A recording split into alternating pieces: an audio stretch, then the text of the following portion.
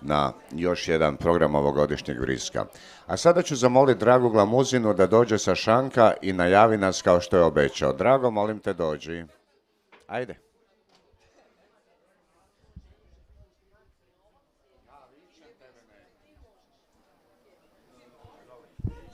Dobro večer. Dobro večer Martina, drago nam je da si došla. Dobro večer i vama svima. Evo, pri kraju smo Vriska. Svaku večer nam je ovdje bilo lijepo ovih dana, bit će nam i večeras. Najprije ćemo poslušati Martinu i njene nove pjesme. Knjiga je nedavno objavljena, čućete vrlo brzo o čemu je tu riječ i vidjet ćete da su to sjajne pjesme kao što su bile one prethodne Martinine knjige. Nakon toga će biti party, Frida Šarov će puštati XU pjesme, pa ostanite s nama i nakon toga kao što ste ostajali i svih ovih dana. Ništa, evo, tu je šank, naručite piće i uživajte. Kruno, izvoli. Hvala, Drago, ja sam Kruno Lokotar. Da se i mene spomene. Stigo i Gemiš, možemo se. Dakle, s moje lijeve, sa vaše desne strane, Martina Vidajić. Mislim da postoji tihi, barem konsenzus, jedna od naših apsolutno najboljih pjesnikinja zadnjih dosta godina. O tome nešto govori i njezin opus i nagrade koje je za to primila, a ja, da bih se podsjetio, ne bi fulao, moram skinuti naočale da bih vidio. Pa kaže, dakle, zbirka pjesama prva, Era Gmazova, odmah Goran za mlade pjesnike, Tras, Pljuf, godine je 2011. Potom zbirka poezije Tamni čovjek Birger, bez nagrade. Onda Mehanika Peluda, Bum, Tras, 2018. godine, nagrada Ivan Goran Kovačić za najbolju zbirku pjesama u dvogodišnjem razdoblju. Pazite, najbolja od svih u 2 godine, tako je rekao taj relevantan žiri. Ivan Goran Kovačić je, ja mislim, najuglednija nagrada za poeziju. Potom ide roman, dakle sad smo na području pomalo romana, Anatomija štakora, naklada Ljevak 2019. godine i Stjenice, drugi roman iz 2021. Onda poetsko-prozna knjiga, zapamtite naslov, odatle krećemo u našu interpretaciju, Trg, tržnica, nož, koja dobiva nagradu Janko Polić-Kamov za knjigu godine 2021. godine i ove godine objavljena knjiga Grad konstrukcija. Dakle, Martina, pa tebe nagrade vole. Voliš li ti nagrade? Pa volim, da, naravno. Nisam spomenuo Europsku nagradu za književnost, inače, koja je vjerojatno najbitnija. Koja? Da, ova europska. Kad tu ne piše, jer je stigla u međuvremenu. A ti se uzdaš u mog Alzheimera. Da, dobro, volim nagrade. Pogotovo kad se ovako financijski izdašne, taj su mi najdraže. Ali naravno uvijek je dobro dobiti nagradu, neko priznanje struke. Iako uvijek donese i neku pozornost sa sobom koju ja onako uvijek se nekako dvoumim kao jel mi to dobro ili nije, jel uživam u tome ili ne. Jer nekako kao ovako osobnost baš nisam sklona, nije mi najdraže biti u centru pažnje, tako da... Molim aplauz da je ohrabrimo. Evo vidiš da je lako i slatko. Da. Ali mislim, kad dobiješ nagradu nekako ipak budeš u centru pažnje i dosta se toga odjednom zapravo sruči na tebe, jer odjednom si traži intervju i ne znam, odjednom se zapravo zanimanje nekako probudi. Ali tako da to mi je uvijek onako malo taj neki dio baš ne volim, ali s druge strane naravno kad je privučena pažnja na knjigu, to je uvijek dobro, jel? Uvijek je dobro kad se knjiga više čita. I nekako danas te nagrade funkcioniraju zapravo kao nekakva produžena kritika, zapravo kao, ne znam, vrlo često zapravo knjiga kad ne dobije nagradu, zapravo ne dobije ni pažnju neku zasluženu možda, jer bez obzira što je možda zaslužila pažnju. Recimo Tamni čovjek Birger, koja je moja druga zbirka poezije, stvarno je prošla jako onako ispod radara, baš nije dobila nikakvu pažnju, baš zato što nije dobila zapravo nikakvu nagradu, a recimo ja ne mislim da je nešto ispod ovih drugih zbirki, čak možda i bolja recimo od treće zbirke koja je dobila nagradu, jel? Tako da, ne znam, sad naravno to zavisi opet o ukusima, ne znam, neko će reći da nije bolja, neko će reći da je bolja, jel? Ovisi o tome kako ko procjenjuje. Ali, kažem, u svakom slučaju mislim da i neke knjige koje ne dobiju nagradu zapravo ponekad zasluže pažnju. Tako da, eto, nekako ambivalentna sam po tome, znači ima i pozitivnih i negativnih strana, ali u svakom slučaju je bolje dobiti nagradu nego ne dobiti, jel? To je ono kao kad si, ne znam, kad imaš novca, onda misliš da nije bitno imati novca, jel? Kao onda misliš, ne donosi novac sreću, ali opet kad si siromašan onda nije baš dobro, jel? Tako da, tako ti kad si bez nagrada. Opet mislim da ove sve knjige nisu dobile nagradu, mislim da bi ipak situacija bila puno, puno drugačija možda čak ne bi ni uspjela izdati neke knjige, recimo da nisam dobila neke nagrade. Tako da u svakom slučaju su neke nagrade bile jako, jako značajne za mene. Jel?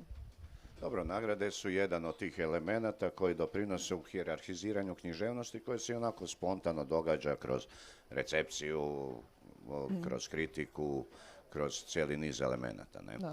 A ta Europska nagrada za književnost, koju ja nisam spomenuo jer sam Alzheimer, možeš li nam reći nešto više od nje? Što donosi? Ne pitam za financijski iznos, nego mislim da ona otvara vrata prijevodima.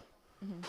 Pa da, zapravo donosi, mislim i to je vezano uz financijski iznos, zato što zapravo jedan dio financijskog iznosa koji se dobiva kao dio nagrade ne ide meni direktno, nego ide zapravo za promociju knjige. To je konkretno preuzeo moj izdavač, znači on se zapravo brine o tim novcima. I to su novci koji bi trebali biti utrošeni zapravo za prijevod knjige, za promociju po sajmovima po Europi. Ne znam točno još kako, mislim imamo nekakav plan okvirni, ali to bi trebali možda nekakvih godinu dana kao potrošiti. Mislim da ja sad nisam baš sigurna, ali mislim da je nekako prije bio neki drugačiji koncept zapravo te nagrade. Mislim da su prije dobivali izdavači nekakve bodove, ne znam više za izdavanje tih knjiga, pa nešto je drugačije bilo zapravo. A sada mislim da se to više ne dobiva, tako da sad zapravo su ti novci kao namijenjeni za promociju, jel, da bi se poticalo da ta knjiga bude izdana. Eto, ne znam, mislim, inače i ove druge knjige koje su bile nominirane također bi trebale dobiti neku određenu promociju, ali oni nisu dobile konkretne novce, tako da će biti naravno teže njima. Jel se bojiš prijevoda svojih knjiga na strane jezike? Pa, mislim, to da, dobro pitanje. Književnost, poezija bi se čini ipak prevodiva, više pojmovna nego li fonetska, premda ima i tog fonetskog, koji onda kad gledam jezike koje razumijem, onda se počnem bojati zato što onda vidimo onako, ne znam, što bi se trebalo možda drugčije prevesti. Taj dio romana je zapravo nije znači stjenice nisu cijele prevedene zapravo na engleski, nego samo... Dakle, radi se o romanu, ne o poeziji, to je ono znači što nismo naglasili, roman romana. Stjenice.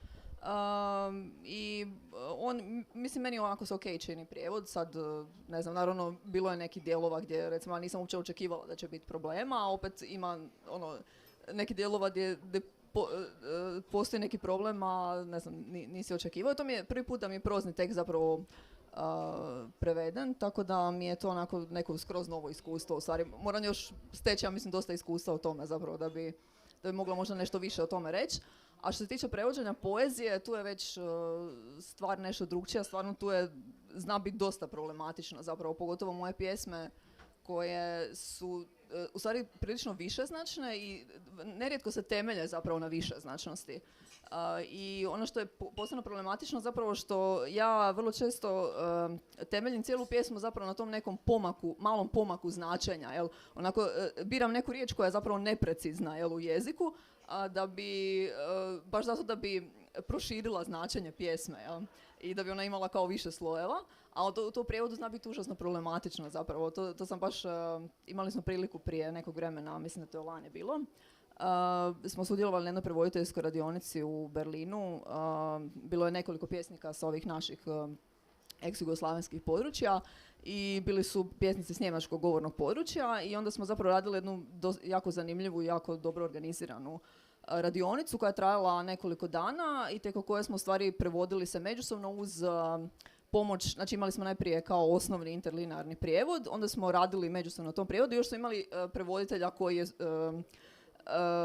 koji je između nas, koji je prevodio međusobno nas. I to je bilo stvarno jako, jako zanimljivo, i onda, ali istodobno bilo zastrašujuće ovo što si rekao, znači istodobno skužiš onako zapravo koliko su možda neki raniji prijevodi zapravo bili dosta loši, jer vidiš što te onako pjesnik iz tog drugog jezika što te pita, ne znam, i kao onako vidiš da je zapravo taj osnovni prijevod prilično neprecizan i da totalno možda neko ko bi čitao pjesmu u tom nekom osnovnom prijevodu bez moje suradnje i bez moje intervencije, da bi možda totalno krivo zapravo razumio tu pjesmu. Jel? Tako da onda bojim se pomisliti zapravo ovi neki jezici na koje su moje pjesme prevedene koje ne razumijem, ne znam baš. Baš te briga, Karakaš je preveden na arapski, zna da su mu izbacili sve što je pomisao na lascivno, seksualno i to dalje, ali nema dokaza za to i ko zna šta. Možda su Šimpragu preveli, ko to zna, mislim, sad ti to dokaže. Malo ljudi zna arapski. Nisu, a? Vjeruješ Karakašu? Dobro. Ajmo sad malo, šta znam, identitetski recimo, to je najdosadnije. Ti si rođena u Zadru. Osjećaš ti se kao Zadranka? Pa, ja se najviše nekako osjećam kao izvanzemaljka, to uvijek govori. Znači, nekako sam od onih ljudi koji zapravo ne osjećaju neku čvrstu pripadnost bilo čemu i bilo kome. Ali, da, mislim, osjećam se nekako Zadranka više u nekom tehničkom smislu. Da, ona kao rođena sam u Zadru i naravno da je bitno nekako na kojem mjestu si rođen u smislu nekog oblikovanja i toga, ne znam, što ti to mjesto znači i tako dalje. Ali svakako ne osjećam neku jako veliku povezanost s mjestima. To pitanje ide zatim jer tvoja zbirka poezije Tržnica nož govori zapravo bitno o zadarskoj tržnici kroz vrijeme, a usput daje i jedan kao, ja mislim da sam napisao roman Raznesen bombom ili tako nešto, ima tu elemenata da se i nekakvi narativi, danas se to kaže, inače se normalno to kaže priče, slože. Premda narrativ danas znači već nešto drugo, pa smijemo to upotrebljavati u nekom kao više ideološkom smislu, elem. Zato te pitam, jer to je cijela povijest te tržnice, to su slojevi vremena, kroz, dakle, slojevi vremena i imamo nekakve likove i nekakve fabule. Utoliko taj prostor tržnice, zadarske, je li ti to nešto posebno drago, milo? Aha, da, to sam zapravo više puta vezano uz tu zbirku spominjala, da mi je zapravo taj prostor nekako osobno dosta drag, zato što, mislim, općenito, ja sam zapravo željela pisati o prostoru tržnice, jer mi je nekako taj prostor kao prostor bio zanimljiv, ali onda sam uzela zapravo prototip zadarske tržnice, jer je to bio prostor koji sam dosta dobro poznavala, s obzirom da sam obiteljski bila povezana zapravo s tim mjestom, jer mi je baba sa tatine strane je bila prodavačica cvijeća na tržnici zapravo nekih cijeli život zapravo, ne znam, 40 godina. I to mi je nekako onda, i čak su se i moji zapravo neko vrijeme bavili također prodajom cvijeća, čak sam spominjala da sam i ja imala neke pokušaje prodaje cvijeća, ali to nije bilo baš, nisam bila baš rođena za trgovkinju. I tako da, ali u svakom slučaju mi je taj prostor bio nekako uvijek onako blizak i bitan i nekako osjećala sam da ga poznajem možda onako više nekako i sa te neke druge strane, jer znači većina ljudi prostor tržnice onako poznaje kao kupci, ali znači nekako usput dođu i prođu zapravo kroz tržnicu, eventualno možda, ne znam, sjednu na kavu ili nešto ako ima neki kafić sa strane, ali zapravo ne poznaju onako, ne znam, život te tržnice od ranog jutra pa, ne znam, tijekom cijelog dana, jer se tu uvijek nešto događa zapravo i događaju se neke mijene, jel?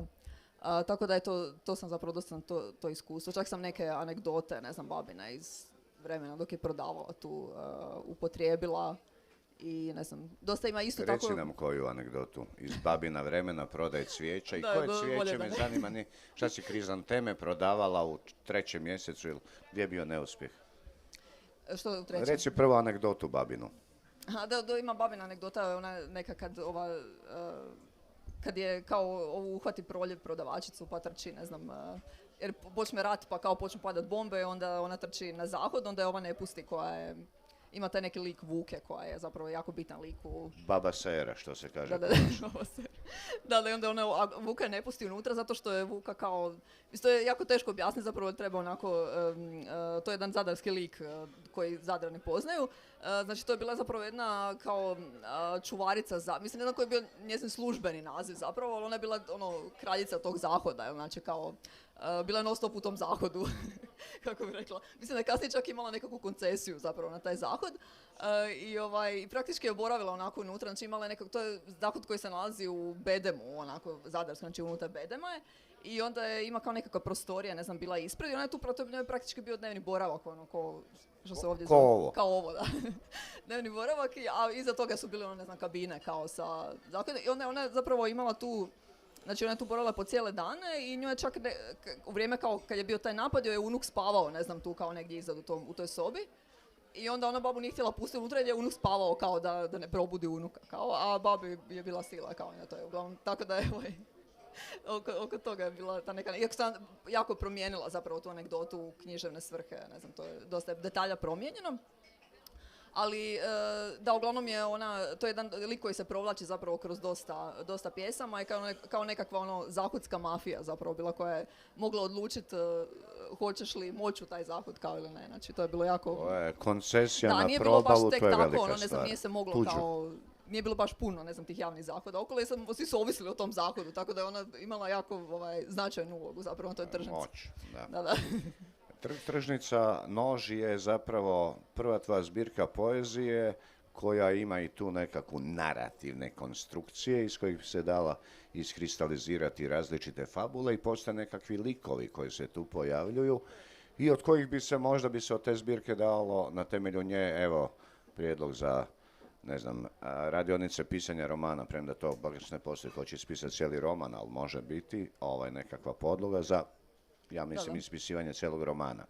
Da, pa da, ono kao, mislim, jako je teško zapravo žanrovski odrediti nekako tu knjigu, jer je ona, u stvari ja nisam ni htjela da ona izađe kao klasična zbirka poezije, da bude tako nekako čitana, nego mislim da je ona više,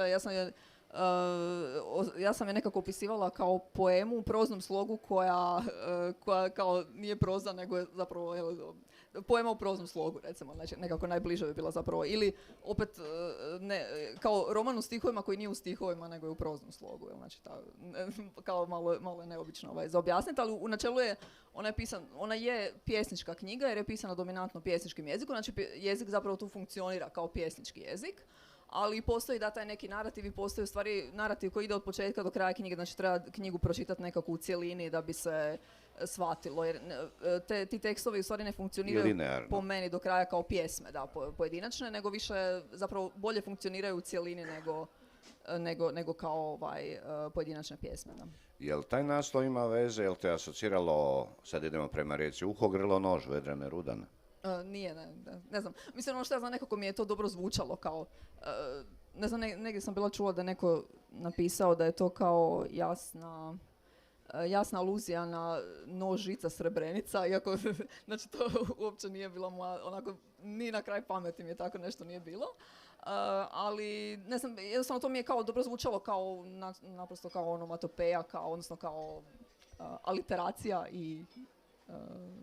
Aliteracija, da. Aliteracija. Znaš odakle to nožica, Srebrenica? Da, znam, naravno. Stadiona. To je bio transparent. Da, znam, da. Mislim da je Željo igrao u Banja Luci, pa su i razvili nožica, Srebrenica, a onda na uzvratnoj tekmi su manijaci razvili transparent Carla del Ponte. To je bio gospodski odgovor. Dobro. Dakle, sad smo već preko Rudanice došli do Rijeke. Rekla si nešto o Zadru. Ti imaš zapravo mnoge veze s Rijekom i sestra ti ovdje živi, što sam ja danas tek shvatio. A pišeš o prostorima i neko je danas rekao, je li to ona arhitektica, jer prostori su silno bitni u tvojim prozama i pričamo o knjizi koja se zove Grad konstrukcija, imamo trg, tržnica, nož, shvatili ste. Kakav je dojam Rijeke u tebi? Pa meni je Rijeka uvijek bila drag grad, nekako sam još od djetinjstva zapravo tu, ne mogu reći baš da sam jako puno. Mislim kao grad, urbanistički to sad, ove emocije možda da malo potisnemo. Pa prije sam rekla kad sam pitala da mi je nekako zbunjujuće malo urbanistički, iako zapravo se nije teško snaći jer je onako na brdu dosta je, tako da uvijek ideš prema moru zapravo ako hoćeš ići u centar. Ali i općenito se meni nekako nije nikad kao Dalmatinki, možda je to ovo što si prije rekao, jer sam Zadranka, po tome sam Dalmatinka nekako. Jer mi se, kad postoji more, zapravo mi se nikad nije teško snaći u gradu, a zato mi se recimo u Zagrebu ispočetka bilo dosta teško snaći, jer kad je kontinentalni grad ne mogu se nekako prema ničemu orijentirati zapravo onako koja mi je strana svijeta. Ali inače... Zagrebu je to lako, Sljemena sjever. Dobro, okej, sad znam Zagreb sve, ali ono... Da, uglavnom... Da, Rijeka mi je, kažem, drag mi je grad bio uvijek nekako kao grad i eto. Mašeš mikrofonom bliže usta. Aj, okej. Dobro. Dakle, toliko o urbanizmu i tom zapravo žanru koji si ustanovila sa tržnica, noš tih poema u stihu ili kako ćemo ih već nazvati, ili proza u poeziji. Na to se naslanja i grad konstrukcija koji opet ima neke svoje nove likove i ima svoje cikluse. To su recimo Rusalka se pojavlja u cijelom nizu pjesama, onda ima ciklus Pjesnikinja dijeli objavu, jedan dio pjesama je o potresu i uvijek urbanizam i prostor. Ti i prostor. Imam dojam da su tvoje knjige o čemu naravno, kao i svaka dobra književnost, ali da je, ono znaš, klasična podjela roman lika, roman vremena, roman prostora ili dijelo svega toga, da bi ipak rekao, ako moram se odlučiti na jedno to simplificirajuće, prostor. Jesi htjela biti nekad arhitektica, recimo, ili urbanist ili nešto? Pa da, mislim da imala sam neke kao ideje da bi, mislim, kao nekako nesuđena arhitektica sam zapravo, jer mislim da dosta, zapravo arhitektura nekako područje gdje se spajaju, znači ono, ta neka umjetnička strana i ova tehnička, znači ono, prirodne znanosti, a to je nekako neki spoj koji je meni dosta blizak zapravo bio kroz školovanje, jer sam uvijek zapravo više naginjala čak prirodnim znanostima, a s druge strane imam kao neku tu umjetničku stranu, zanimanje za književnost, za umjetnost općenito.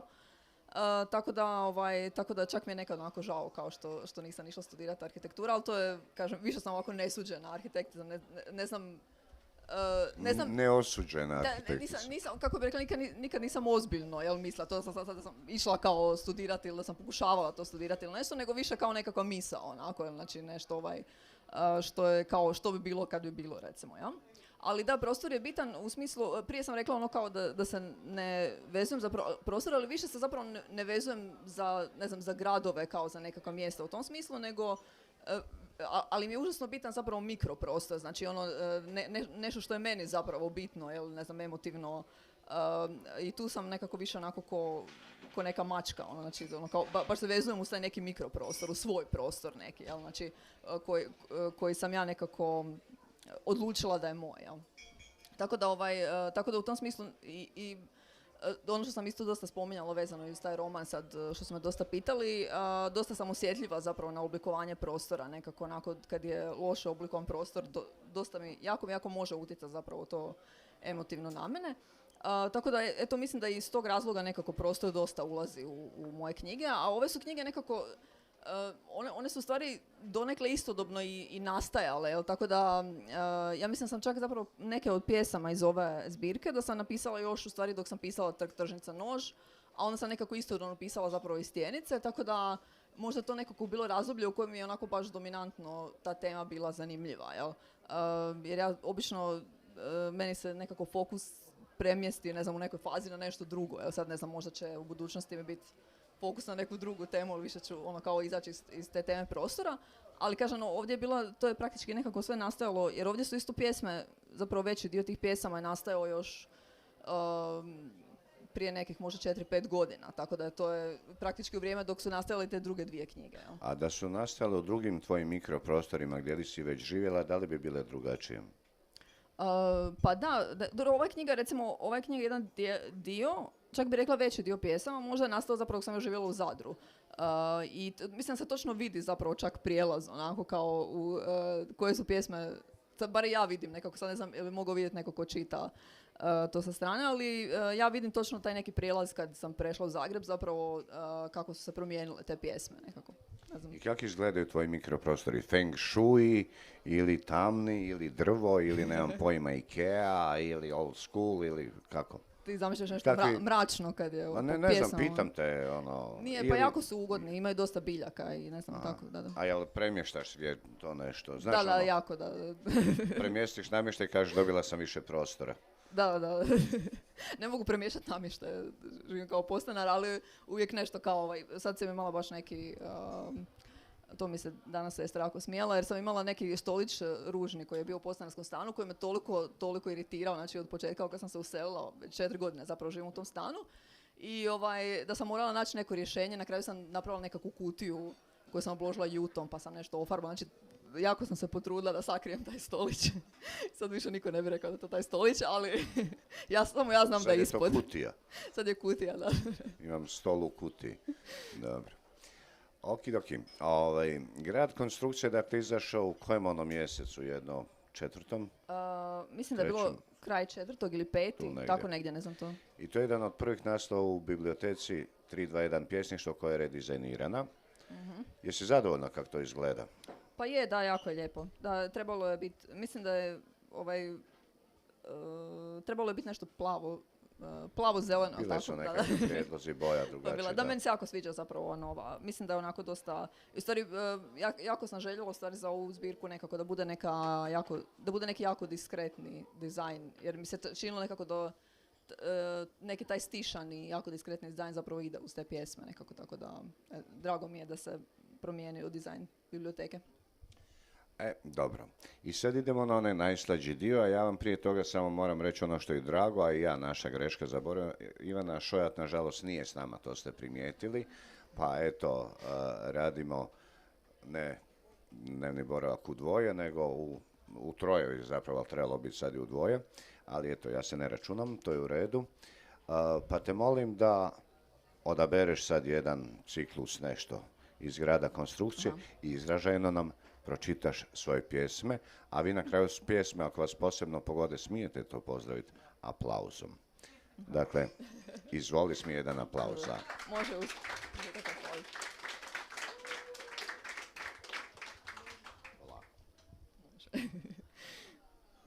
Betonska šuma. Isprobavam krajolik, neizreciv u ranom sumraku. Kuće su raznobojne i prozori im svjetlucaju. Kažem ti, ne želim praviti probleme. Nisam uopće bijesna. Gledaj, betonski lavovi već nalikuju teglama cvijeća. Bilo bi mi istina lakše da nosim kovčeg. Težina bi me povukla k zemlji i osjećala bih se uvjerljivije kad kažem trava je živa pokopana pod ostavljenim kućama. Ali odavde se ne može otputovati. U kućama trunu kupači kostimi uspomene i riječi su u riječnicima postrojene kao prestrijeljanje. Maknem li čeličnu ogradu, hoću li ugroziti objektivnost? Stavim li ovdje maslinu, koga ću zvati da ukloni kamen? I kako da iskoristim mali kovani mjesec u lokvi? Možda da obala bude duža no što sam planirala.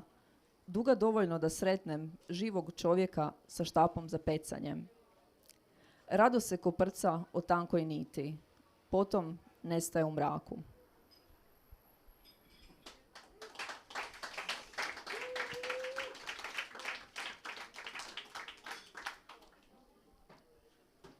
Kuća koju treba iščupati. Dok su zidovi bili zeleni i rasli, nisam se bojala geparda. Bez ruža na usnama sjela bih na kauč i promatrala krvavo kidanje utrobe u pejzažu tako lijepom da je bilo jasno da postoji samo za potrebe safarija. Afrika je riječ koja se izgovara brzo, kao gnu, ili zaple u grlu poput hrđavog brodića, što sa svojim neželjenim putnicima treba pasti u želudac da bi blaga mučnina zamijenila bol. Svi koje volim su s druge strane vode. Između žutih lelujavih zidova telefon me vreba.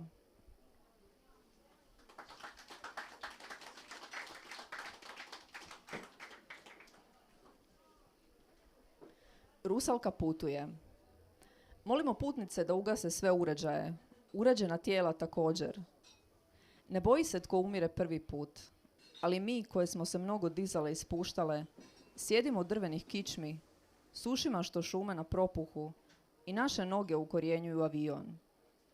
Gore je prtljaga koja će pri jačem udaru iskočiti iz mraka i polomiti nam vratove, ali gore su i maske s kisikom i dobro nebo, koje nas, koje smo voda, može prihvatiti tek daleko na horizontu, u obećanju. Kad uđe prva koja je previše popila, starica napuhane crvene glave, Učas spuštamo krv na granice i avion se uz pomoć naših glava, balona punih smijeha, diže. Uzbuđenje raste, molimo putnice da se otkače. Tužni stjuardi vrte se oko svojih stražnjica, smiješe se, ali suze im sjajne vise sušiju. I uzbuđenje svu noć neprimjetno pada, kotrlja se sjajno prolazima koji nas dijele. Uskoro započinjemo spuštanje. Molimo putnice da pritegnu svoja neumjerena srca.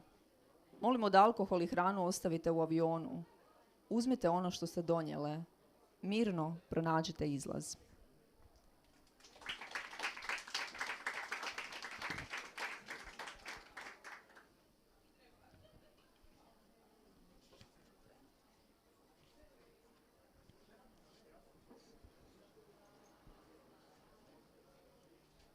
Rusalka opet putuje.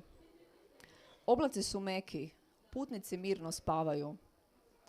Djevojka vunane kose čita knjigu koju nikad nisam pročitala. Upitno se pale svjetla iza riječi exit. Mom suputniku u ustima pucketaju kukci. Jedan mu kruži po usnama, poleti i pada u moje uho. Srušit ćemo se, šapće. Taj smrdljivi Martin probija se do usne šupljine. Kad kažem nećemo, strah mi zaudara. Tijelo govori tu sam, slušaj, crijeva mi rade. Stjuardi puni programirane ljubavi, nude vodu, vino ili psalam. Na pisti za slijetanje vidi se bijela točka. Mislim da je zec, postaje sve veći, već otvara usta. Jao. Ali kad ga pregazimo, moje srce pas viče da je to bila ovca. Neoprezna jer sam previše povjerenja dala nebu. Otvaraju se vrata. Kao kad se u proljeće pomakne sat, pitam se što da radim sa svim tim svjetlom.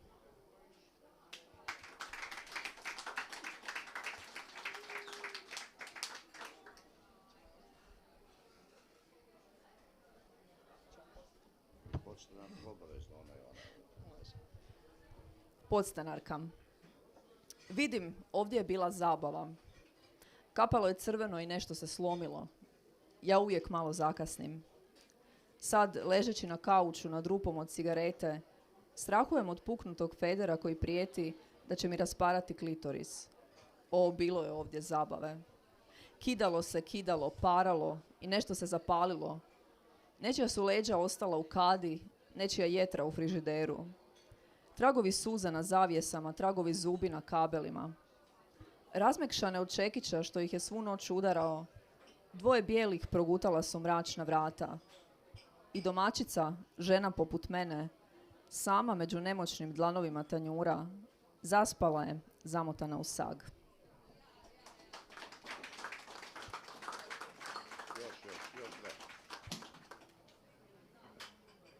Ajde Trg Jeffa Dahmera, molim te. Ja ću reći zašto. A sada jedna moja narudžba, neko će shvatiti zašto je tako. Gledam ga. Trg Jeffa Dahmera. Na sredini, umjesto konjanika, frižider. S odsječenom ljudskom glavom na najvišoj polici i senfom sa strane. Neka znaju osvajači, moja je glad strašnija.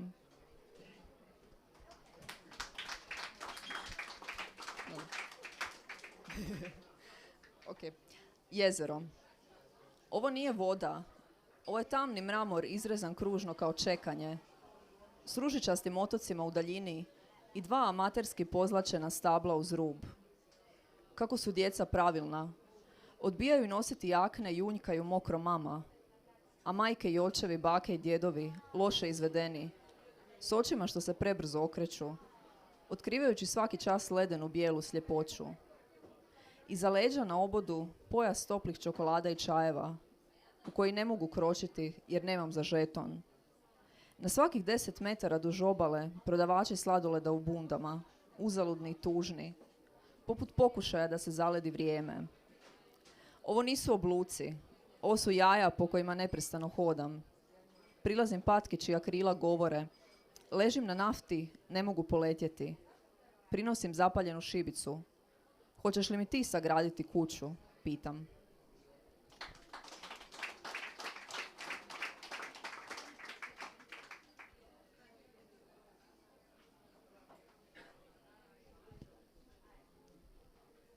Čovjek koji je vidio varšavski geto. Nepromišljeno kao kutiju bez adrese otvorila sam televiziju, a unutra čovjek koji je vidio varšavski geto ubrzano stari dok priča o suhim sisama na kojima su visjeli kosturi djece. Bojim se za njega. Tako je tih da ga svaki čajnik može ubiti. Što ako naranča zamiriše? Što ako narcisi procvjetaju? Dođe li mi rođendan, majka će ispeći moju omiljenu tortu. Previše čokoladno da bih povjerovala u glad. Što ako netko sada pokuca na vrata i zagrli me potpuno zdravom kožom? Što ako moja sestra doputuje sa sitim psom u rukama? Budem li čačkala zube ili kopala nos, on se neće usuditi reći ničeg ljudskog nije više bilo na tim licima.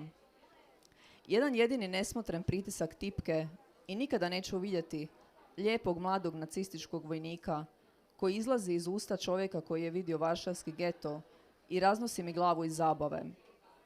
Kako ću onda na brdu Lubanje graditi grad?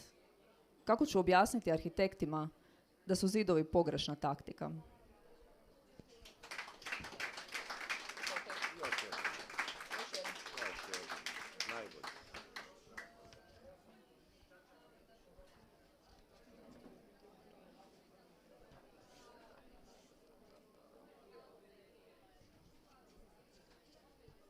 Jedno od posljednjih popodneva. Mladi muškarci u ekranu trče za dahom. U vetrini u okrenutim šalicama bijela budućnost. Želim nešto reći, ne znam što. Zavjesa od čipke talasa kao mreža, ali automobili na cesti plove zacrtanim pravcem. Između nas dvije razlika u godinama, golema i prazna, rasteže prostor. Ne može doći do mene, nemirna je. Ne može doći do mene, mirna sam. Ponekad, kad sam joj preblizu, otvori vrata malog frižidera u svojim prsima i prisili me da dotaknem hladno srce. Ona će uskoro umrijeti. Što da joj kažem?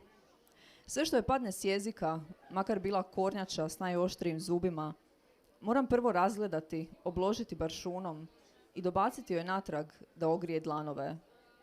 Da, ljubav. Ali u telefonu šume smrvljeni leptiri. Koga da zovem? Njema od straha uzimam plastičnu ruku i češem joj leđa. Martina Vidajić.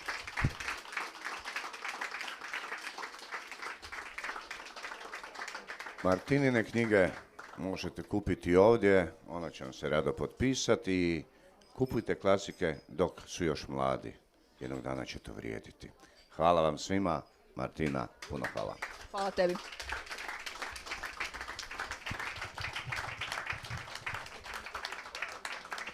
Dvadeset 2:00 Frida Šarar i tako dalje. Živjeli.